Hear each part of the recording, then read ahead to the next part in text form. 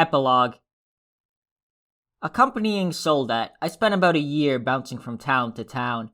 We started at the third largest city in the Duchy of Naris, went to the capital, Gairunza, where Thunderbolt's headquarters were located, and then to the city of Caerleon, at the very edge of the Renoa kingdom.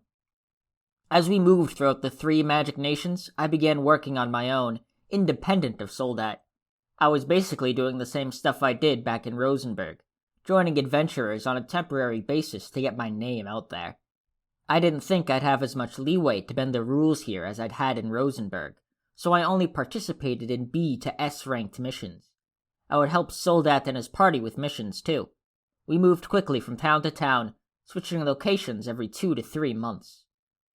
The members of Stepped Ladder never treated me like a nuisance. In fact, it was the opposite. They welcomed me, albeit with expressions that seemed to say, "Oh boy, what a Soldat dragged in this time." Several of them had been brought into the fold by Soldat under similar circumstances.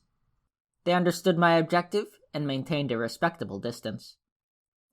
I had no idea what had happened to the members of Counter Arrow. I hadn't heard anything about them since that day. Maybe they found some new members, or maybe the jobs got too tough and they decided to return to the Asura Kingdom. Honestly, now that things had calmed down, I wish I'd tried talking to Sarah again. Ultimately, though, this was probably for the best. My relationship with Sarah and the other members of Counter Arrow had not been part of my original objective, and diddling around in Rosenberg kept me from moving on. I had some lingering regrets about not saying anything to them before I left the city, but it wasn't worth the stress of reconciliation either. I was searching for Zenith. That was the only thing I needed to focus on. This wasn't the time to be mulling over women like Eris or Sarah. I could worry about such things after I found Zenith. That thought alone took a weight off my chest. A relationship with a woman was completely unnecessary right now, and since it was unnecessary, I had no need to cling to regrets.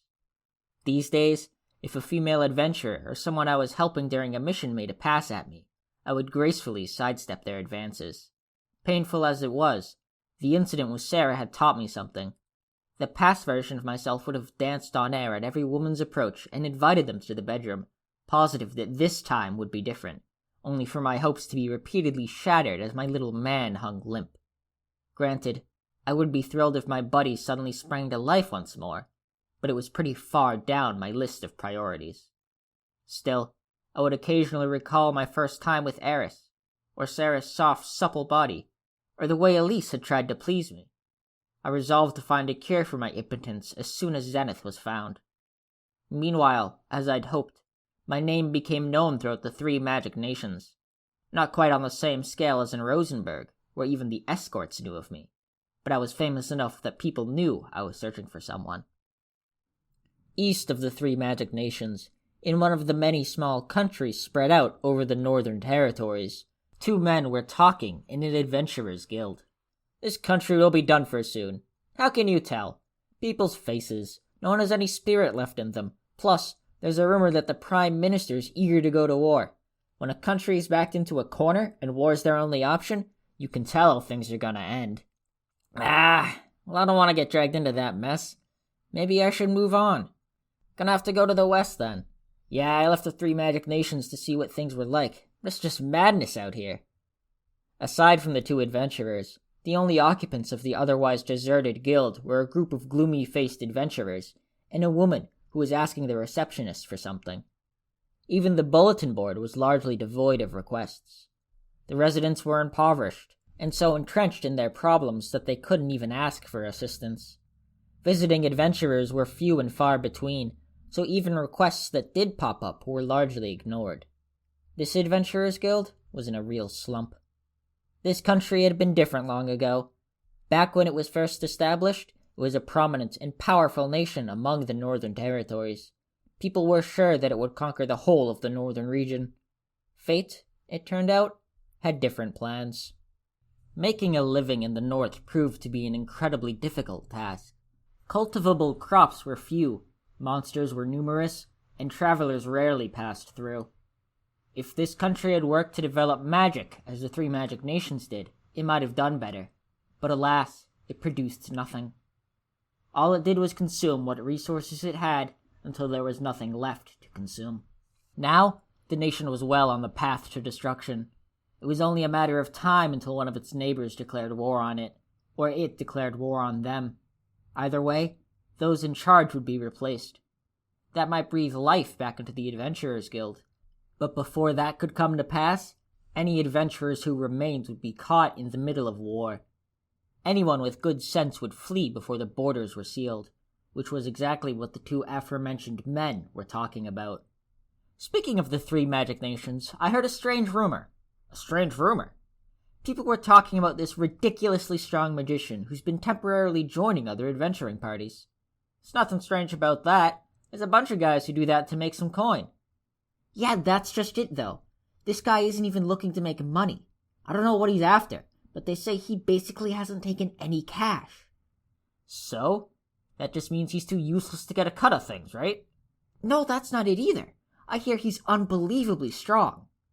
Unbelievably? Yeah, just by having that one guy in their ranks, a group of 20 took down a red worm straggler. Seriously? Yeah, strange, isn't it? Someone like that wandering around as an adventurer? You'd have thought some country would have welcomed him into their service by now. That can't be right. What's this guy called? If I remember right, it was Quagmire Rudius. Quagmire, huh? What a stupid name.